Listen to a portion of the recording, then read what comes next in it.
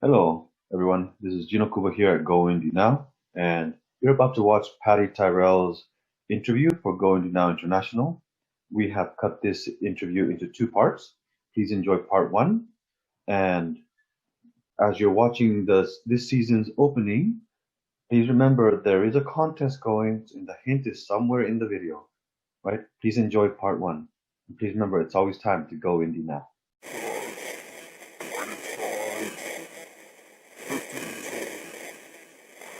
Now there's somebody living on the other side of the wall, and I think he can see us.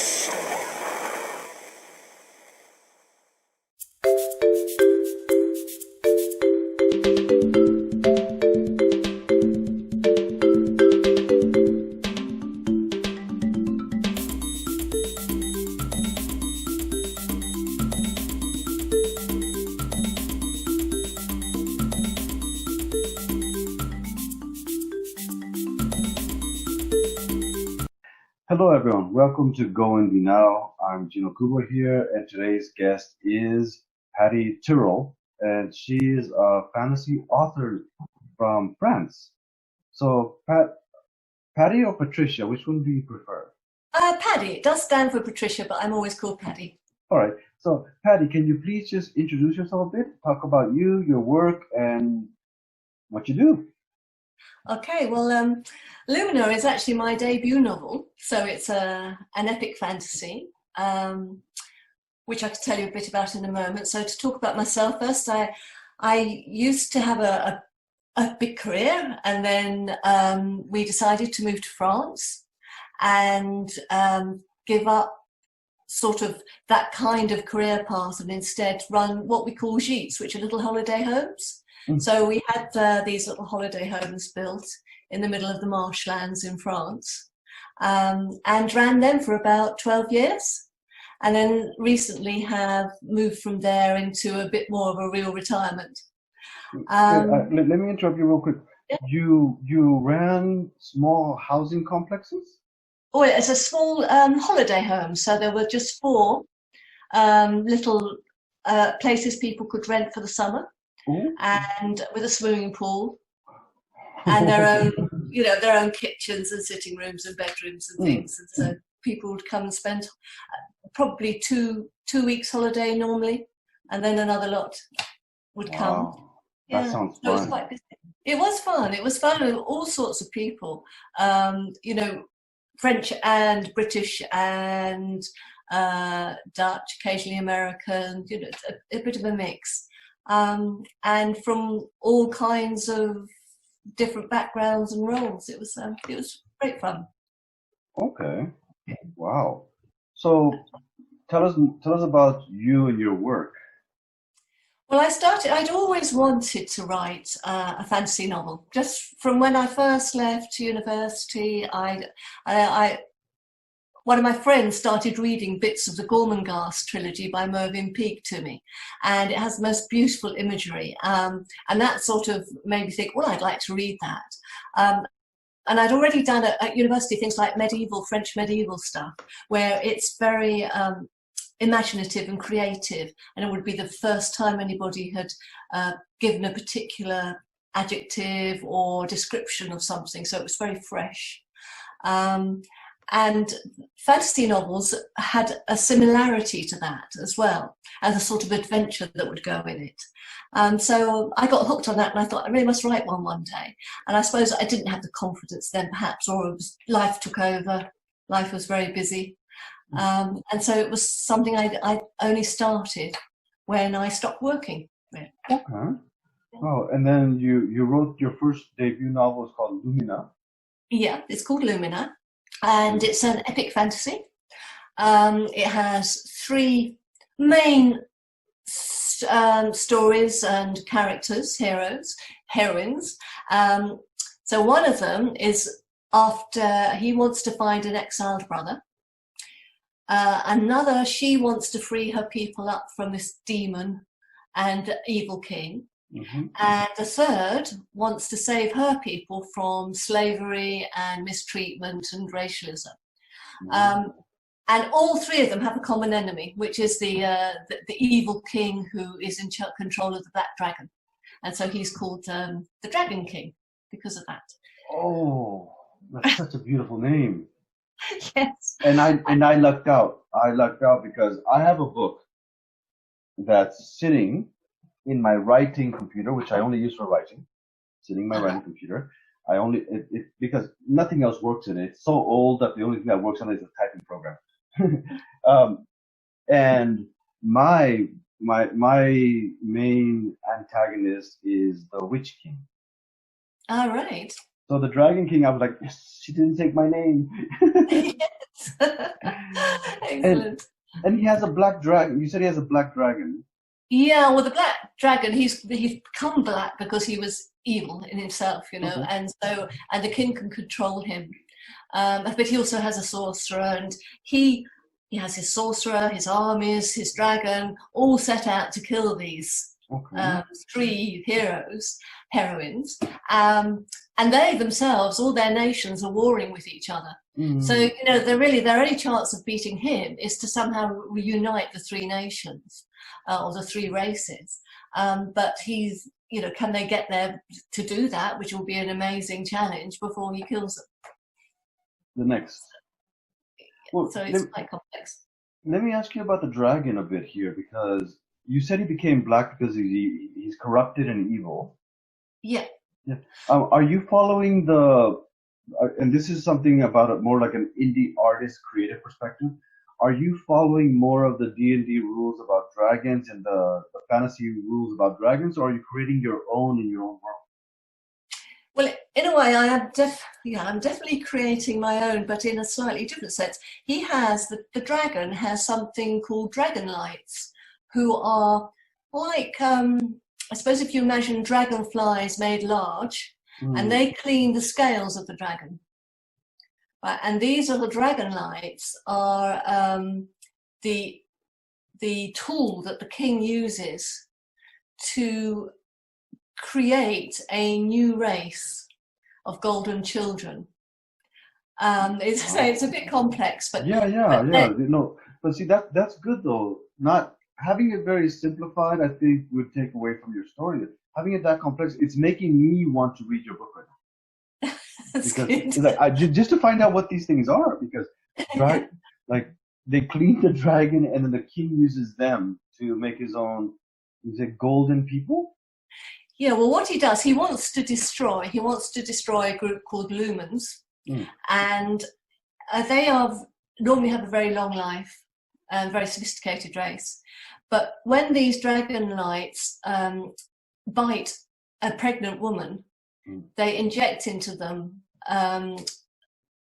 their metallurgy, and instead of having a normal baby, they have these golden babies, who are super strong, super beautiful, but only live shorter lives. Wow.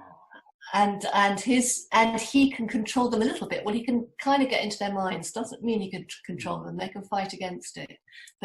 But so he wants to destroy the Lumen race by creating this other race. Yeah.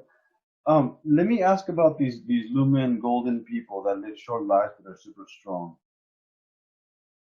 And I'm going to ask this in a roundabout way because I'm really trying to figure out where you get your inspiration for your story here. And I want to ask it in 3 steps. Number 1, when you were growing up, what were your preferred reading material?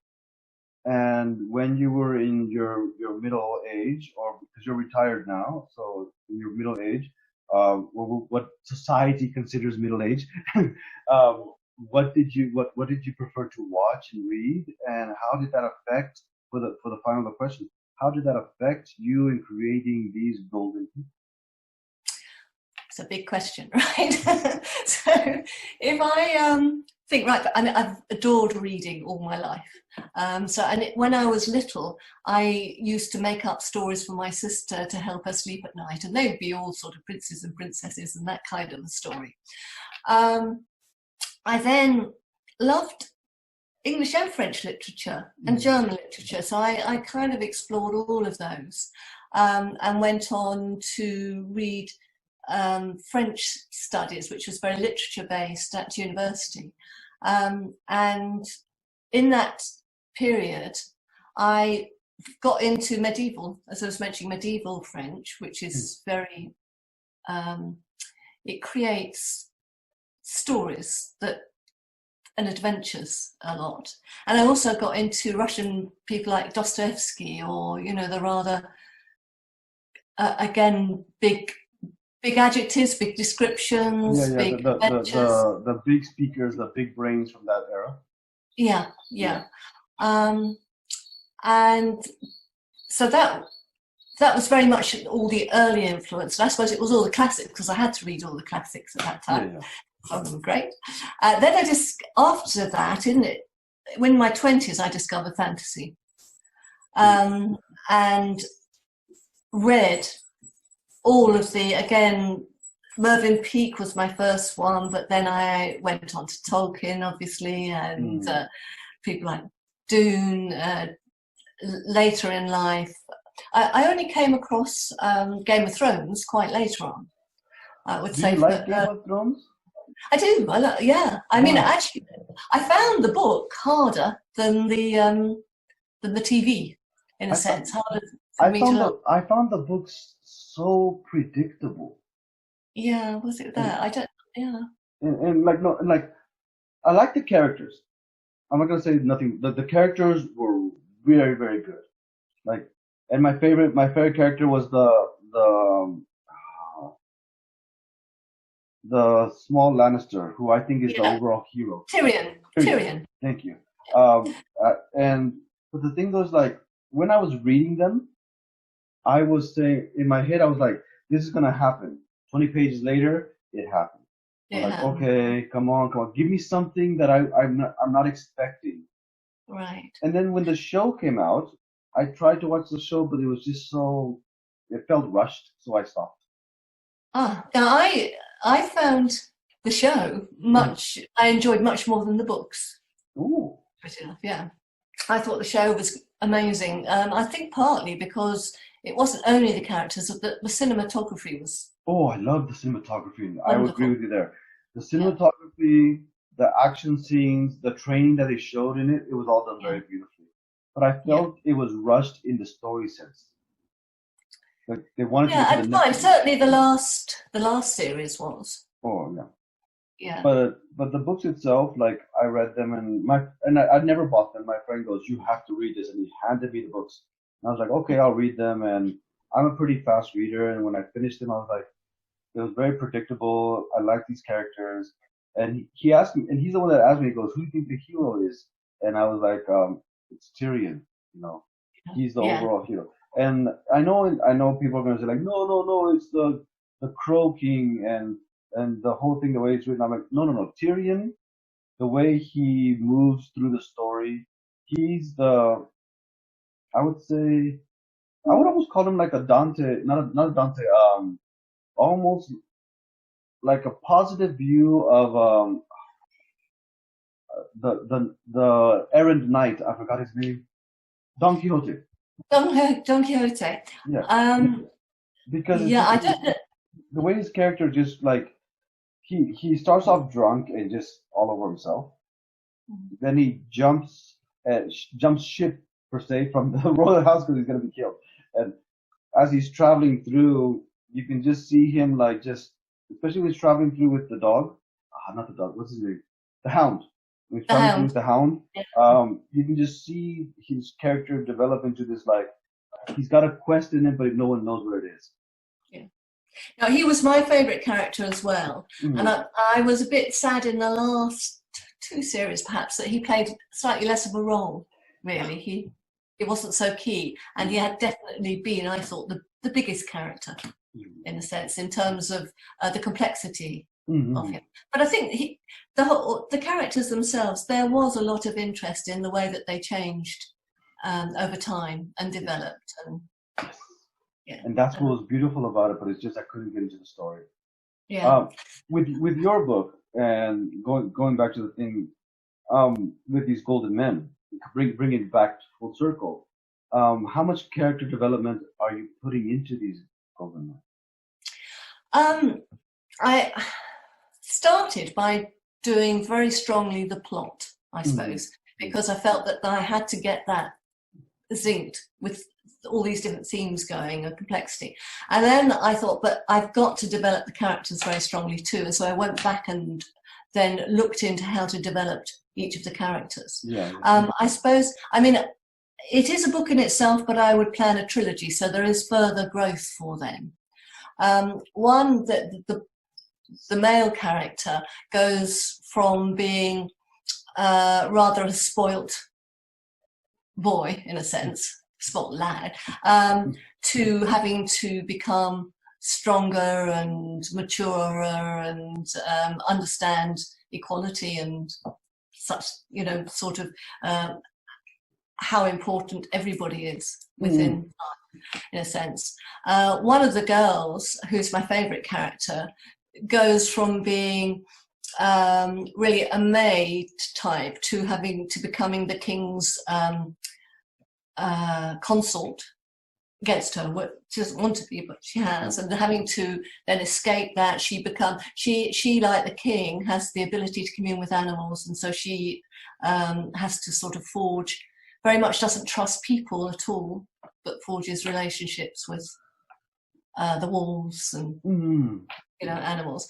Whereas the Bronzite, so these golden children are called Bronzite. The Bronzite girl, she is a completely different type of person because they are very flighty and but very brave and courageous. And I can't give away too much, but she has to develop in both a physical and a mental way. And she's a key character in terms of future jealousy between players and things. See, but that's actually like, I'm glad you're like I'm gonna keep this to myself. You know, it gives too much away, but you give me enough. I think you give the listeners enough where we're like, we need to know. you know, it's one of those like, okay, so how do I find out what I want to know about this book? Which brings my next question: where can people get Lumina? Just on Amazon at the moment. So it is on Amazon. It's on Kindle Unlimited. So if people have Kindle Unlimited, they can get it free. Otherwise, it's on Amazon.com, Amazon.co.uk, Amazon.fr. I mean, other Amazon sites too, but those are the three that I tend to see it most, yeah. And it's also in paper. There's a paperback version as well as the ebook. I like you're doing that. I like that you're doing that. Many authors have switched to just ebooks, and like for me as a reader, I have books around here that are just. I have my own books actually, my own personal books. But like I have a book over here that I read as an ebook, and then I went online and couldn't find it, and then I finally found it. I found it. Look at that. It's called. Oh, let me get the cameras down here. It's called Hunting the Devil. Oh wow! But look at this book. Like it's classic. It's got water stains. It's got water stains. Wonderful. Oh yeah. So, but I found this book, and when I found it, I was like, this is mine. I gotta have it. Yeah. Because it's one of those things where you get these books and you read them, and when I read books as an ebook, if I like it enough, I want the paperback book. I do. I can understand that because I read a lot of ebooks now that I'm in France, because if I want to get English books, it's the easiest way for me to do it. Yeah. But it is not as satisfying as a real book.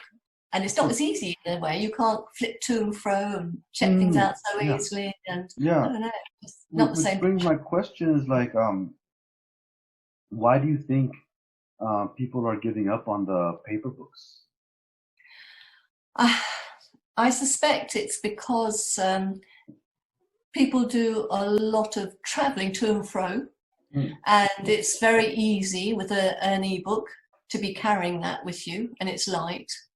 I think it's perhaps too because people don't have loads of space in their houses for books. And so with an ebook, you haven't got that problem of where do I put all these books. Well, I agree with you there. But what I find, and this is something my own personal experience, I'm not sure about other people, but when I read ebooks, the reason why I buy the paper book is so I can go back to it. But the tactile feeling of a book Mm. helps me retain more of the story. Oh, absolutely. I really do agree with that. And the visual look of it somehow, because it helps you. You can almost see the page, whereas I don't get that with an ebook. Yeah, and it's one of those things where I'm like, when I look at an author and I find that I really like the book that I read, and when I buy the book, and this is something a shout out. I'm gonna do a quick shout out here to Joe Compton, the founder of GoIndieNow. I'm still waiting to buy both of his books. Hello, everyone, again. Thank you for watching this part of the series. And please remember, it's always time to go and do now. And stay tuned for the next part of this interview. You guys have a good one. Take care.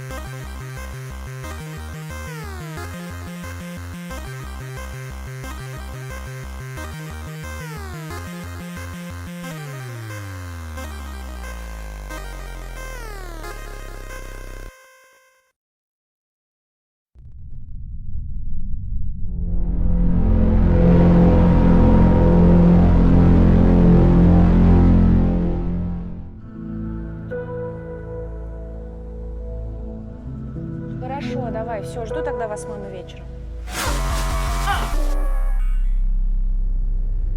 Приветствуем вас в нашей рекреации.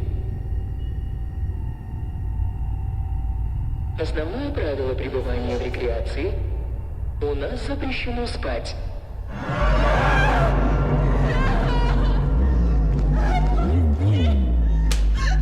Любые попытки уснуть будут немедленно предотвращены.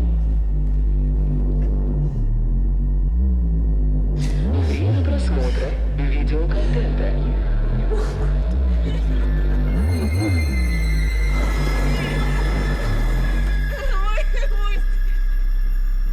Приятного вам пребывания. Скажите, принимала ваша дочь антидепрессанты или седативные средства? Нет. Замечали вы за ней депрессию, апатию или резкую смену настроения? Никогда.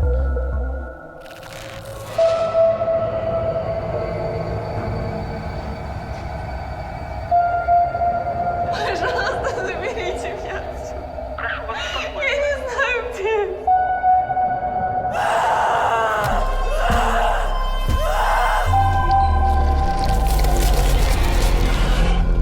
Мила, что вы видите?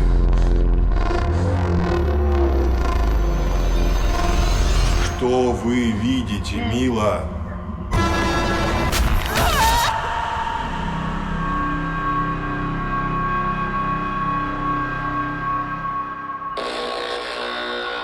Да не сплю я.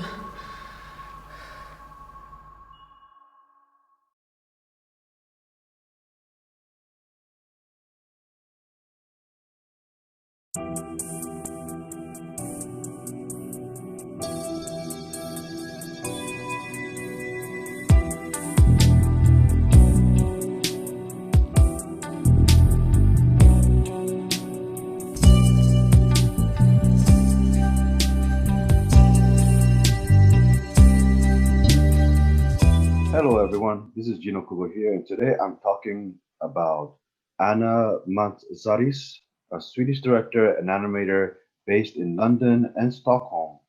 And she works mainly with stop motion, and she has a soft spot for things that are sad and funny at the same time. We're going to go right into it. Her film is, let me go ahead and get you guys all set up here. So this is her Vimeo, right? And you can see that she works with cotton, that cotton style, toy stuff that we enjoy, right? And this is her Instagram. I tried her website, but I guess it's down right now. And the film we're going to be talking about is Good Intentions. You can see the awards this has picked up, and it's a really nice, it's in this small thriller about a decision making and guilt. A young woman responsible for a car accident. She escapes the scene but can't stop thinking about it. It's got a great twist at the end, but I think this is really, really done well in the fact that it really tugs at the heartstrings and it really lets you explore what kind of movie you're going to do. Now, I couldn't find a trailer for it, most likely because it's a very short film, so it's under 10 minutes. It's free on Vimeo. The links will be down below. But let's go ahead and just watch a little bit of the intro together, right? And I think I need to share the sound before we go there. All right, here we go. Hopefully you can hear this. Now you know she's stop motion, so this is a lot of effort.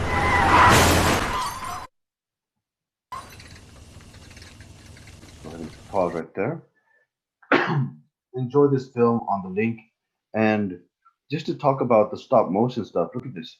You have the smoke being done with stop motion. You have this. If you really want to know how much effort and work directors put into their film, look at the techniques they're using. If you look at the first South Park, the very, very first one, the Christmas 5-minute thing, it took them like a summer, 3 months of cutting and taking snapshots. Now people go like, oh, I just do this animation thing on this program and it knocked it out really quickly, and I could do 50 a day. And you look at them and the story's lacking because they're able to just pump them out. Now, I'm not saying everyone does that, but when you have something like this that you put so much effort into it and the story, you feel it and it shows. So please check it out. Good Intentions. The links are down below. You guys have a good one. This is Jin Okubo.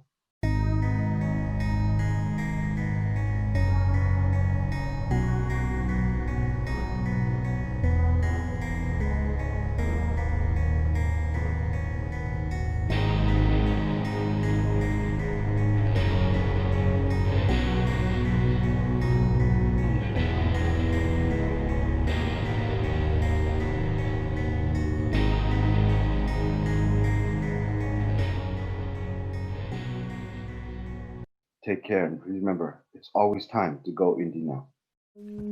Thank you for joining us today as you take this new step to your brand new life, experiencing what it is to go indie. Welcome and join us for this great journey. Welcome to the new, to the old. I know you're alone. I know you need to be here. You're always asking that question. You always need to know. Like that splinter in the back of your mind. You need to know. The question is,